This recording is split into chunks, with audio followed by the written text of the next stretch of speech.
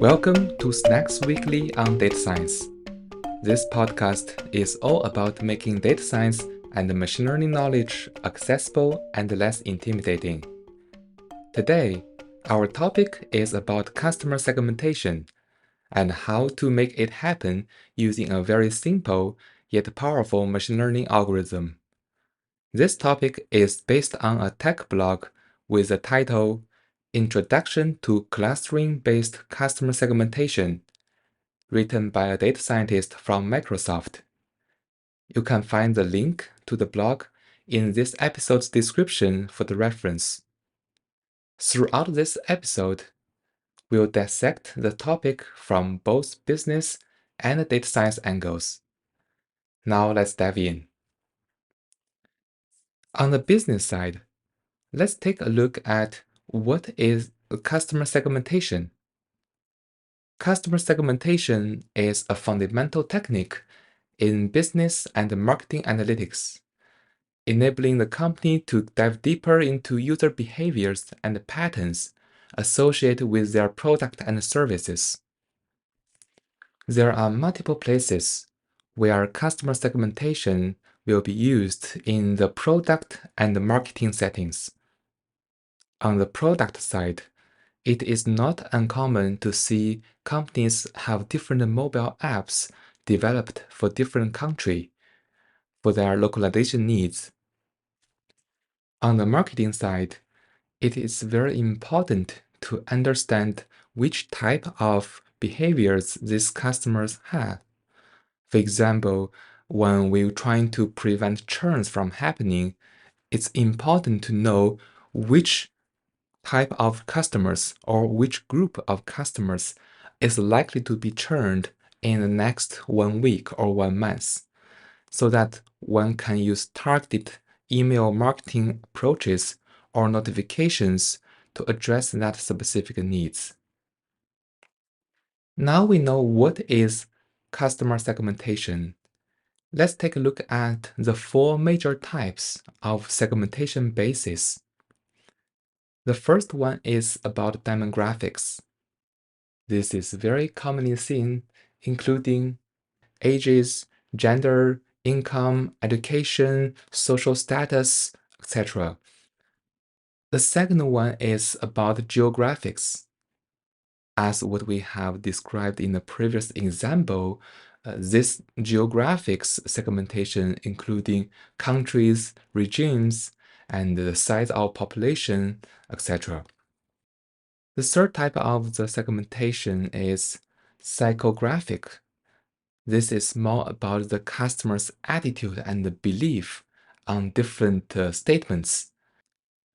The fourth part is behavior segmentation, where it leverages the customer's historical usage or historical behavior pattern on the app or in the service, and using that as a good indicator for future actions. This segmentation approach receives a much higher attention in the industry because it focuses on the data patterns and usage habits, and it will be the focus of our discussion as well. Now that we have covered the customer segmentation from a business perspective, let's switch gear and dive into the data science side of how to do customer segmentation, especially on the behavior side. First one, on the data science perspective, we need to understand what is the feature space that we are operating up on.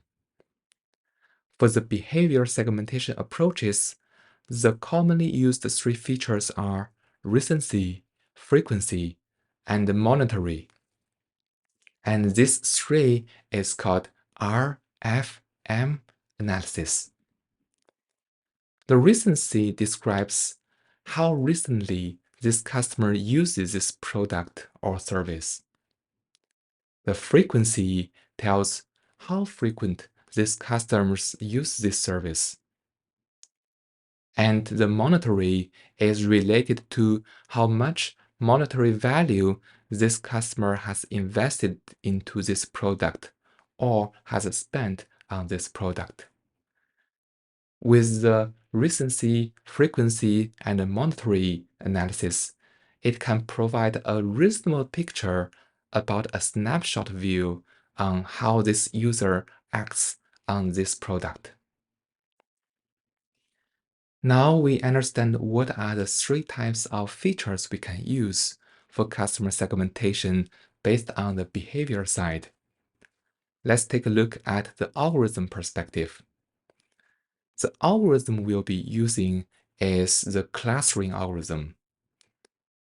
Clustering algorithm is one type of unsupervised machine learning method with the goal of creating clusters where the within group difference is minimized and the between group difference is maximized.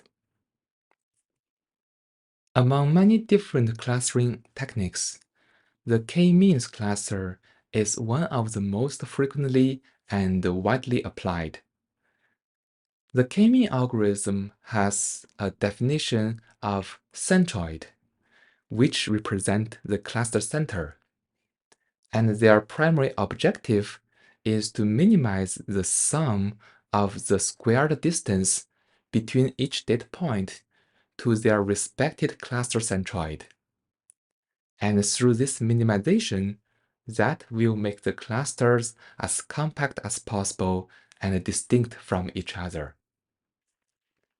There are several steps involved in the k-mean algorithm. Step 1 is called initialization.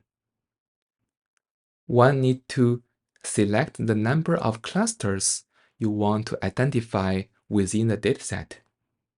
And then the algorithm will randomly initiate k centroids as the initial cluster centers. That is step 1, initialization. Then we move to the step 2, which is called assignment. In this step, it measures the distance between each data point to all the centroids and assign each data point to the nearest centroid, therefore creating k clusters. Now we move to step 3, which is the update step. In the update step, it recalculates the centroids of the newly formed clusters by computing the mean of all the data points assigned to each cluster. Then step 4 is more like a repeat process. It repeats step 2 and step 3 so that can iterate this assignment and update steps until things are converged. By saying converged, it means that the centroids is no longer changing significantly, or when a specific number of iterations is reached. After the full step has gone through, the algorithm ends up with k different clusters, and each have their characterized centroids, and each data point belongs to the cluster with the nearest centroids. The cluster algorithm is completed. After knowing how the k-mean clustering algorithm works, it is very important for us to take a look at the hyperparameter, which is the number of clusters involved. This hyperparameter can be tuned, which means that we need to find the right number of clusters involved. The way to identify the right number of clusters involved is to calculate two metrics involved with the clustering algorithm. The two metrics involved are called distortion and inertia. Distortion calculates the average squared distance between each data point and the center of the cluster. And the inertia is the sum of the square distance of each sample to the closest cluster centroid. And the elbow method is commonly used in clustering analysis to determine the optimal number of clusters. This is a value that explains the maximum amount of variance of the data with a minimized number of clusters. Graphically, one can see that the value k is a point where an elbow in the curve is observed. To wrap it up, in this episode, we take a look at what is customer segmentation and how to leverage k-mean clustering algorithm based on behavior informations on frequency, recency, and monetary segment analysis features to generate the customer segmentation algorithmically.